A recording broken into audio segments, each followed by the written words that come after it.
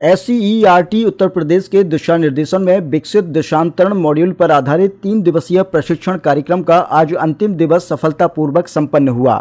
यह प्रशिक्षण जनपद के उच्च प्राथमिक एवं कंपोजिट परिषदीय विद्यालयों में कार्यरत सामाजिक विज्ञान यानी SST विषय के शिक्षकों के लिए आयोजित किया गया था। कार्यक्रम की अवधि 3 दिन रही, जिसमें कुल 793 शिक्षकों को प्रशिक्षण देने का लक्ष्य निर्धारित किया गया था। इस प्रशिक्षण में विकासखंड रामनगर, मजगवा, दमखोदा, मीरगंज और आलमपुर जाफराबाद के उच्च प्राथमिक विद्यालयों से चयनित SST शिक्षकों ने प्रतिभाग किया।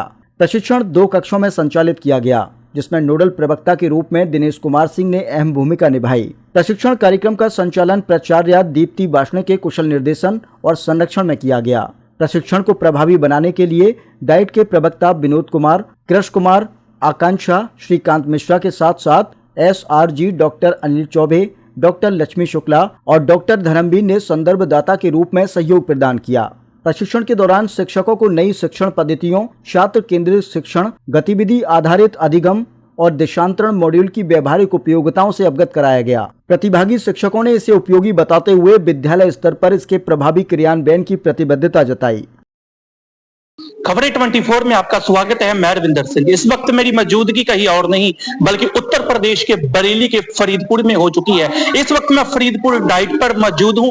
फरीदपुर डाइट में जो टीचर है उनको ट्रेनिंग दी जा रही है और जो है उच्च प्राथमिक विद्यालय और कंपोजिट विद्यालय के जो टीचर है उनको ट्रेनिंग दी जा रही है। जो है तकरीबन 12 ब्लॉक है उनको ट्रेनिंग दे चुके हैं और जिसमें 4 ब्लॉक बचे हैं उनको भी ट्रेनिंग दी जाएगी। अब देखना है जो है डाइट प्राचार्य जी ने क्या कहा, आई हम जानकारी लेते हैं। क्या ट्रेनिंग के विषय में कहा है और क्या क्या किन किन लोगों को ट्रेनिंग दी गई है और कैसे ट्रेनिंग दी गई है, आई हम डाइट प्राचार्य जी से बात करेंगे। मैं रविंदर सिंह, खबरें 24 बरेली। जी सर, क्या नाम है आपका और सर ये जो ट्रेनिंग चल रही है इसके विषय में सर क्या कहेंगे? रविंद्र जी, मैं दिनेश कुमार सिंह इस जिला शिक्षण प्रशिक्षण संस्थान फरीदपुर बरेली में सामाजिक विज्ञान का प्रवक्ता हूं।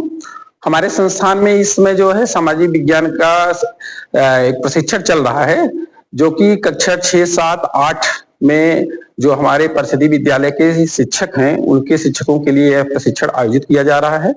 इस प्रशिक्षण को राज्य शैक्षिक अनुसंधान प्रशिक्षण परिषद लखनऊ के द्वारा एक मॉड्यूल डिजाइन किया गया है, देशांतरण मॉड्यूल। उसी मॉड्यूल पर यह प्रशिक्षण आयोजित किया जा रहा है।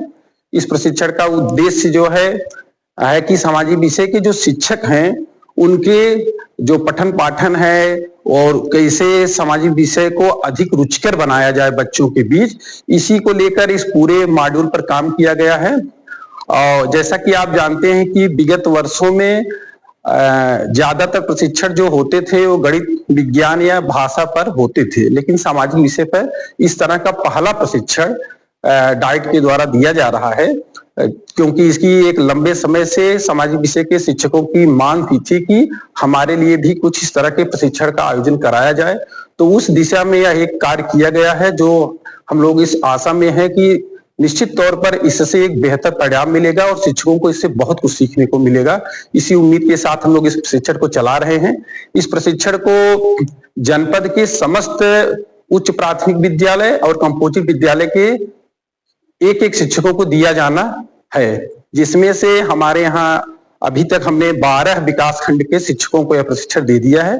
केवल 4 ब्लॉक बचे हुए हैं जिनको हम अगले राउंड में यहाँ पर दे देंगे और फिर इसके बाद हम देखेंगे कि इस प्रशिक्षण से हमें क्या फायदे हुए, इससे शिक्षकों में क्या जो है उनके अंदर कौशल विकसित हुए, किस तरह से इसको उपयोग लाएंगे।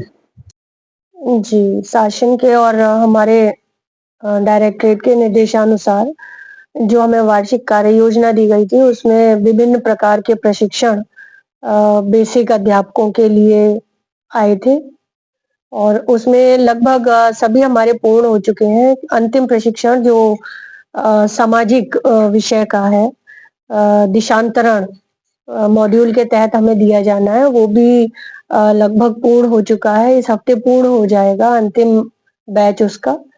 और इसी के साथ आईसीटी जो का प्रशिक्षण उच्च प्राथमिक अध्यापकों को दिया जाना था, उच्च प्राथमिक विद्यालय के अध्यापकों को, वो भी साथ साथ में गतिमान है। और इसी के साथ निपुण का आकलन भी चल रहा है, जो लगभग 2 दिन और बचे, 6 फरवरी तक वो भी पूर्ण करा लिया जाएगा।